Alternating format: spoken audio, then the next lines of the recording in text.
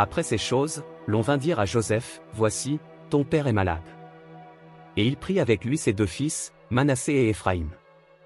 On avertit Jacob, et on lui dit, voici ton fils Joseph qui vient vers toi. Et Israël rassembla ses forces, et s'assit sur son lit. Jacob dit à Joseph, le Dieu Tout-Puissant m'est apparu à Luz, dans le pays de Canaan, et il m'a béni. Il m'a dit, je te rendrai fécond, je te multiplierai, et je ferai de toi une multitude de peuples, je donnerai ce pays à ta postérité après toi, pour qu'elle le possède à toujours. Maintenant, les deux fils qui te sont nés au pays d'Égypte, avant mon arrivée vers toi en Égypte, seront à moi, Éphraïm et Manassé seront à moi, comme Ruben et Siméon. Mais les enfants que tu as engendrés après eux seront à toi, ils seront appelés du nom de leur frère dans leur héritage.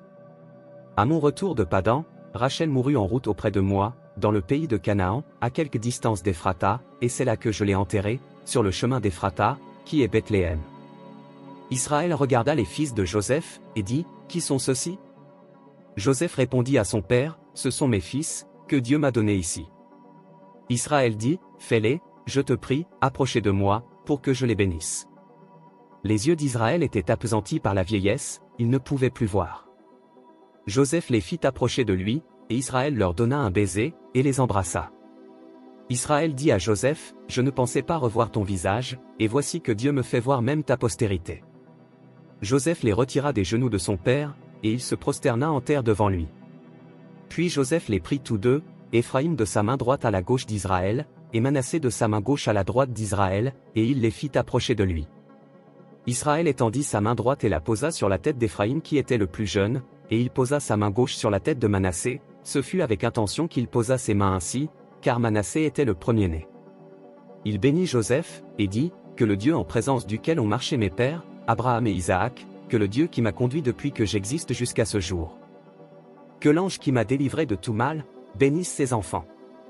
Qu'il soit appelé de mon nom et du nom de mes pères, Abraham et Isaac, et qu'il multiplie en abondance au milieu du pays.